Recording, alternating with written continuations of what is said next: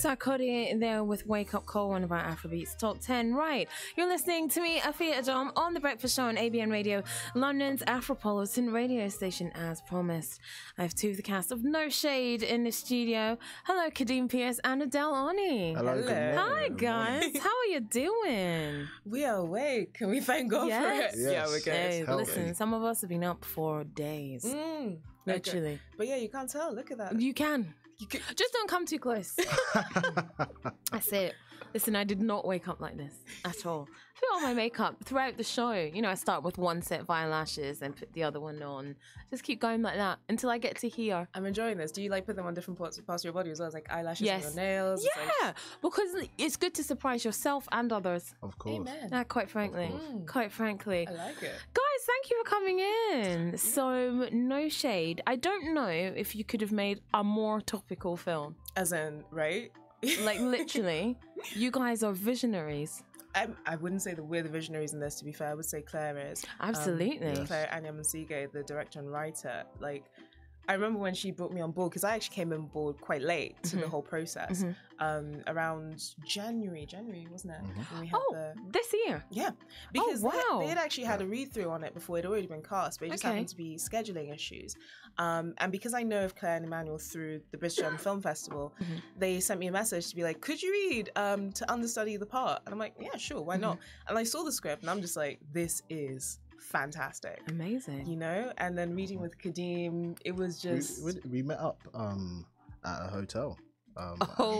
Did you? Sorry, it's 10. It's 11 minutes past 10. If we could keep it clean. No, not that. Thanks very much. Thing. Keep there was it a chaperone, PG. don't worry. We've already had a spanking incident this morning. Is it? I can't. We're on the edge. Okay. Supervised. There we go. Don't worry, we weren't supervised by Weinstein. So, there we go. Hey! My chest. Oh, my chest. Oh, my chest. That one was painful. Wow. Oh my God, but no. No, hold on. Are you? No, I'm okay. Yeah?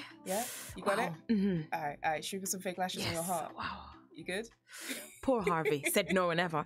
So you met at a hotel lobby. Yes. There we go. Yes. Yeah. And we read through the script and ran through the scenes, and it was just a complete gel. Yeah. We gelled together very well, and the chemistry between the two characters. It's so important, especially in this story. Of course. Definitely. And this was the first time me and Adele had met. Oh wow. So to have that bond straight away, and just from lifting it off the page and her being new to the process, it was just amazing. And meant to be, right? I remember having a word with Claire afterwards, and I was saying that she has to be Jade. She has to be. Has to be, and she is. It happened. So the film is called No Shade. People can probably guess what it's about, but give us a bit of a premise. All right, yeah. So No Shade is an amazing premise simply because it's a romantic drama, romantic comedy drama, but it centers around the concept of colorism, which is so inherent in the Black community, in any person of color community, any BAME community, to be honest. So it follows this character called Jade and her search for love, and also Danny's journey understanding where love is an expectation and where love is real, essentially. And yeah, it's really fascinating. Like, I think the characters are so well written, and you know, it goes through not just their stories, but also other stories of how color is perceived. So when women say things like, "Oh, the darker you are, the uglier you are," I hate that word on people, but it really is quite deep in the way it goes, you know. And it's funny how much is resonating at the moment, not only just with the whole like Maya Jama, Steph London tweets, but I was telling Kadeem, I'm reading Asasa Shakur's autobiography at the moment. Yeah. And she's talking about how when she grew up in kindergarten, there were fights on the playground, but these fights were usually caused because someone called the other one a black something. You know, black waster, black idiot. If you put black in front of it, it was an ultimate insult. Yeah. And they're going, act your age, not your color. And I'm like, oh, wow.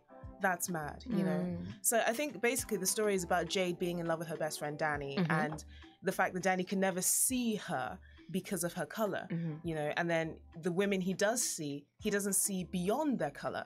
So it then becomes this thing of, as a black woman, am I just my front? Yeah, am I just how dark I am? Is that it? You know what I mean? But it's really fascinating. There's some interesting stories in there. Like there's another character who I played by a guy called Fred Lancaster, a character called Dominic, who I find really fascinating as well, because it's just a wonderful look at how also white men see black women, you know, because I find it really interesting that these days a black woman is either seen as some sort of fetish symbol. Yeah, or like you're exotic. Yes. There's an element of jungle fever there. Or just jungle, apparently. Yeah. Or she's put on this pedestal to be compared to the black mother. Which is, you know, it's like, well, you got to rise to the occasion. I think it's just the beauty of being strong as a mother. So I think it's an amazingly untenable position, but Claire navigates it really amazingly well in the script. And yeah, I'm really excited to see it. I can't wait to see it. You know what I mean? I can speak for myself, but I know that it's going to be one of those films that has a huge impact beyond its time. Absolutely. Definitely. Absolutely. I think it could have come at a better time. Really could have. I think the timing is you know, it's divine. It's definitely come from a higher place, and I think these are things that we have existed within the black community for a long time. For a long time, and these are things that we sweep under the rug. I mean, we can point the finger all the time and say that we're not included when it comes to other demographics, but if we're not including ourselves within ourselves, we're creating those borders within our own community, then we can't really expect heal and actually be able to be included in everyone else. Absolutely. So like with my character Danny, he tells the story from the perspective of a young man that's grown up in a society and has it's become a thing where he's learned his behavior from the people around him, his peers, and also his family as well. There was a line that you have that really, really stuck with both of us when we watched it, and I think it goes something like, growing up as a black man, I always assumed that you pick should find someone white or light. And I was like, yes. And this is a real thing. These are opinions that people have. And it's just so current, and I think Claire Aniemo Sigwe, being working with different women who have experienced wanting to lighten their skin, she's come across these cases firsthand. So she's seen the trauma that they've been through, she's seen the pain, and she's given us a platform to express that on screen and really tell the story through our art, and also have some assistance to uplifting our community. And it's so important, because you can say to a black woman, oh, just love the skin you're in, but it's not really that simple. It's not that simple.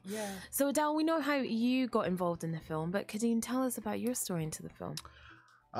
Well, so originally I was reading for another role in the film, and then I was asked to self-tape for the main character of Danny, and my self-tape hadn't gone through on time because I didn't have a self-tape partner to record with. So I ended up getting my 14-year-old brother to record well with me. done to him. That means you have to give him your Oscar. Yes, definitely. 100%. Yeah. I credit everything towards my little brother Malik. Oh, bless him. And so I got him to read with me, and my self-tape eventually got through. Good.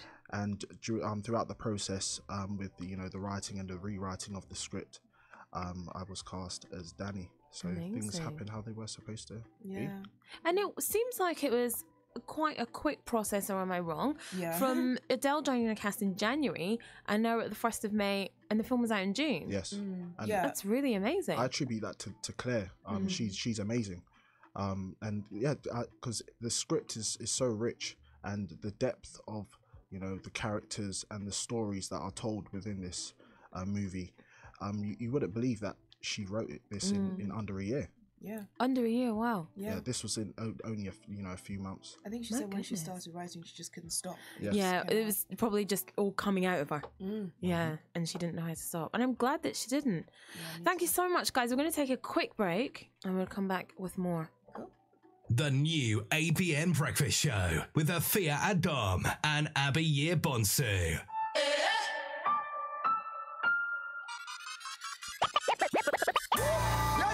Mixpiration with Bright every Sunday evening from 6 to 8 p.m. is just fun. It's exciting. It's a mix of contemporary R&B and pop gospel music right here on ABN Radio. Enjoy great tunes every Sunday evening with Bright on Mixpiration, a blend of great inspiring songs just for your Sunday evening relaxation. Tune in from 6 to 8 p.m. This and every Sunday, they're on ABN Radio, London's Afropolitan radio station. Work it. Oh man, the 90s. So cool. Remember this banging tune? Jump on the tram, catch it up, grab a sandwich, jump it. My Nancy plays the trumpet. Dun, dun, dun, dun. You can't totally recall the 90s, like if you had PPI on a loan, credit card or mortgage, for example. Luckily, we don't have to. Many PPI providers now have online checking tools. Search FCA PPI for more info. Do it now! ABN Breakfast Show, your Afropolitan breakfast on radio. You're listening to the ABN Breakfast on ABN Radio, London's Afropolitan radio station. Just talking about the perils of nails there with Kadeem Pierce and Adele. We always get to the really nitty-gritty, important points. The real things. On ABN Breakfast, nails. They're necessary or are they not? I think that's a different film. Yeah, you know what I mean? That's a different film. We'll get to that one. Acrylic, I don't even know. I'm not the writer in this. I think we got to get Claire. Listen, get Claire. I'll be in it. We can all be in it. Sorted. There we go. You know what I Abeyie? mean? Nailism. Nailism. I like it. We can have the premiere in a nail shop. I'm a legend. Speaking of premieres, so the premiere for No Shade, June the 5th. Yes, correct. At the Rio, which is a gorgeous old cinema in Dalston, around the corner from me. I'll be there. Yes. And it's all part of the Buff Film Festival. So tell me a little bit about that as well. Sure. Like the Buff Film Festival, I believe it's been around now. We're closer on a decade than we are to it being new, but it's about 6-7 years. But it's really just one of the most instrumental establishments for people of color to tell really beautiful stories.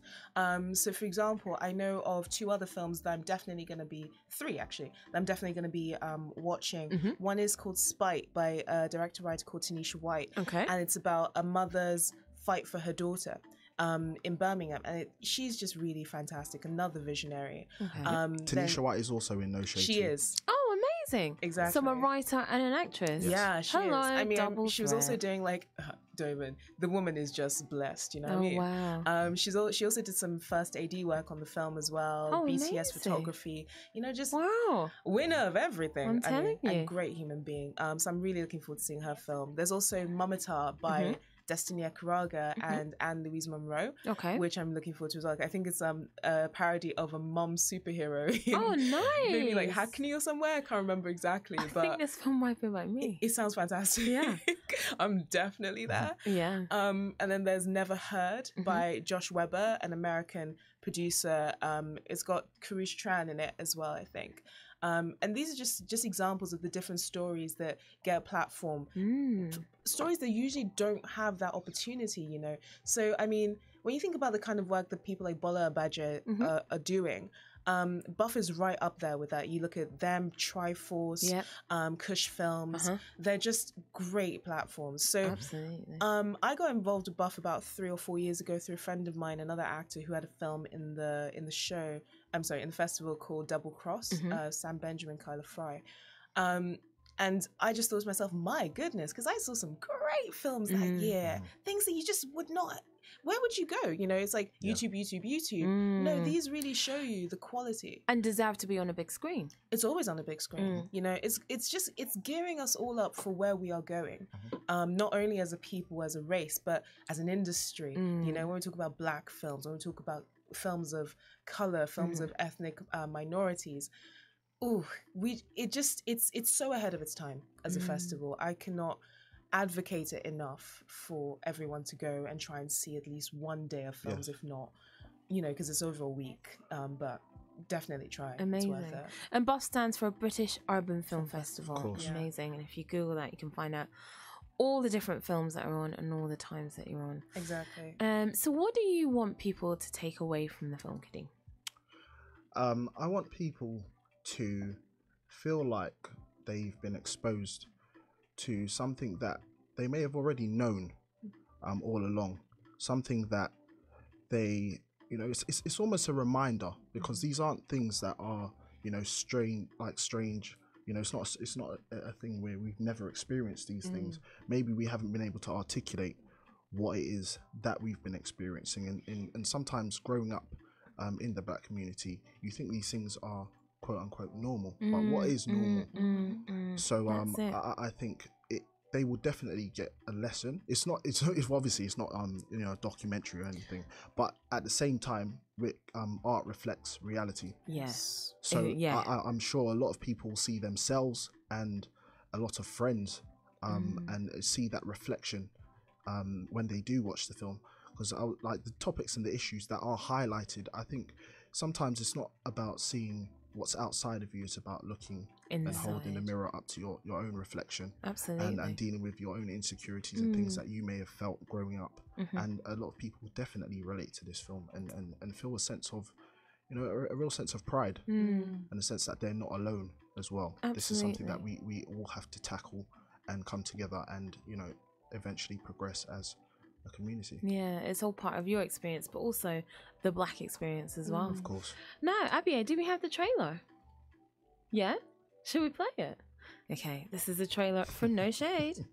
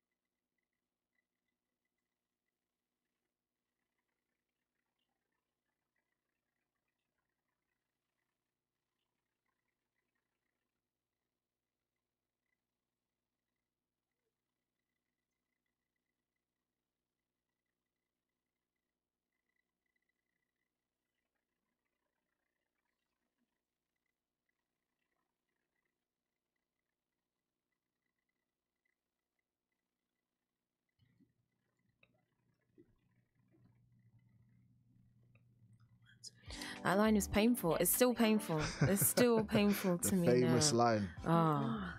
So the film talks about colorism, and a lot of that has been in the media lately. We can't, you know, we'd be blind to say that it hasn't been. You know, we've had tweets from Maya Jama and Steph London and everything else. There always seems to be a phase where Black women are hated. Sorry, dark-skinned women are hated for 5 minutes or 10 minutes, and then we move on and someone tells us we're beautiful, and then we start all over again. Do you think we're ever going to get to a point where dark-skinned women are as accepted as light-skinned women? I'd like to hope in the millennial phase that we're in, and the advent of wokeness in our society means that it's going to stop being a cyclical issue and become something where, you know, when you have the mixing of races that we do now, it should hopefully move forward. But you know, it is fascinating, because if you think as far back as something like not just colonialism, etc., and the institution, but you know, School Days as a film, up to now, and then the fact that these tweets were so old. You know, so it's essentially just saying from that 2012. It's almost like this has always been there. Yeah, these are basically essentially, sorry, I mean, but I think children essentially talking, because if you look at teenagers, I still call them children as such, because they're still learning and growing. So I mean, as much as I myself literally jaw dropped when I read those tweets, I can't help but think these are kids talking. So maybe the problem is not in terms of always speaking about the art. It is important to talk and highlight these issues, but let's go further in. You know, when will it stop being cyclical? When we start making sure our children don't take these learned behaviors on from day one. Because how can it be correct in a school to say something about, oh, she's uglier than me because she is dark skinned, just because you're seeking to win a competition that technically doesn't even matter, doesn't exist when you grow up and you become who you are. So I think self-love is something that we really need to embed in through our institutional archetypes or something, etc. Especially in schools, especially from the minute you are born. Understand that you're beautiful. And I mean, I see a lot of that on social media, this movement where you have like fathers telling their children, their daughters especially, you are beautiful, you are strong, you are worthy, with or without a man or whatever. And I hope that because of those kind of examples, if they become the norm instead of the exception, then yes, I think we should go through a phase where it stops being cyclical. It then just becomes acceptable. I mean, and hopefully things like Black Panther, which in itself is so revolutionary, and people like Lupita Nyong'o, Viola Davis, dark-skinned women who are representing and saying, yes, I'm taking charge of everything, and I'm wonderful, and I'm beautiful. What? Say something. And I'm like, well, then I have hope. I genuinely do. I think following on from that, like when you spoke about Maya Jama and Steph London's tweets, I think it's about having the discussion about where these people are at today, because like we've discussed, these are things that have happened years ago, and we all know that when we grow up, sometimes we we learn things from our peers and in school, and everything is kind of a phase where everything is cool and it's kind of a follow fashion mentality. So I think it's about having the discussion and having the conversation to see where these people are at today, as opposed to kind of in a sense judging them on what they've said years ago. And I think not to disregard that the fact that they did have these views years ago, that it doesn't matter today. It does matter today, but it's about that's like you said, with self-love and self-healing as well, to see if those views have changed later on. And like you see this with starting from a young age with representation on the screen, like you said about Black Panther. I think that will it helps to uplift and empower the youth, because I think it does start from your very young age. If you've experienced it and it's ingrained in a sense in your DNA, before you've reached those adolescent ages, then it's something that's going to take more than just a conversation and just you need to undo, of course, all those bad habits, as it were. It's actually funny to add on to that. I was talking to a friend of mine yesterday. We were having Nigerian food and watching music videos, and he happened to just mention how it saddened him that there was no woman past a certain shade on that music video. And there were some darker skinned women, but no one as dark as you and I. You think about the whole like paper bag test in Hollywood, that kind of level, there's a level that stops. Do you remember that a few years back when they were talking about sort of paper bag test, a brown paper bag? If you're darker than that, you're too dark to be. So if you think about, like, you go through the 1980s, 1990s millennials phase. Now that you think about it, do we have any women of a certain, like, let's go dark black? Doesn't really exist. No. And it was just fascinating because I didn't even notice it, and then he said it and I was like, okay. And if you think, it's not just our country, it's not just America, you've got to go into... It's a universal thing. Globally. I mean, it really is. In other cultures, you have caste systems. These are things that resonate with the world, essentially, because this is something that is going on. It's a repetitive cycle. It really is. And only when it's put on a platform that will and it's highlighted, then people will have to really dig deep and be forced to have a discussion and be forced to unpick everything that has been set forth in their early years. And hopefully the film can play a part of that. Yes, definitely. Can't wait. Adele, tell us why we should see it. Because we Black women are not political symbols. The way we wear our hair, the way we choose to identify, who we choose to date, it is down to the individual. And this is the film is a great reminder of that whether a man thinks you're being Eurocentric or, in Claire's words, bush with your natural hair or your wigs, whether you think your skin tone, don't worry about tanning. Don't worry about saying like, oh, I don't want to be darker than I am. Just love yourself. Absolutely. Which is so important because I see it too often. I know what it's like to go through that. So I think it will help majority of Black women it'll help majority of Black women to think they're not alone. Whether you're light or dark, be loved for who you are. Absolutely. Not because you represent a symbol. Don't be don't be the wife of Matthew Knowles? The symbol. That's actually interesting. I was having a discussion the other day about like friends that I know spoke about having a dark-skinned girl who can cook, clean,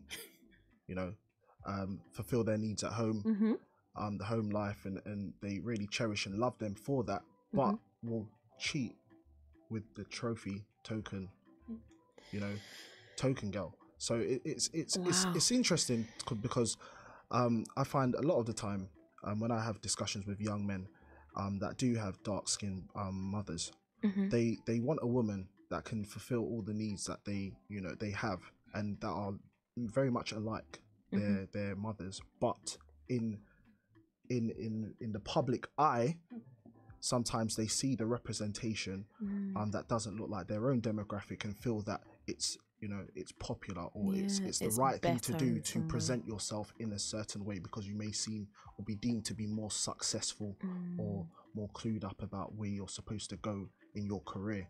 So that's just so depressing. Perception is a very big thing. A really big thing.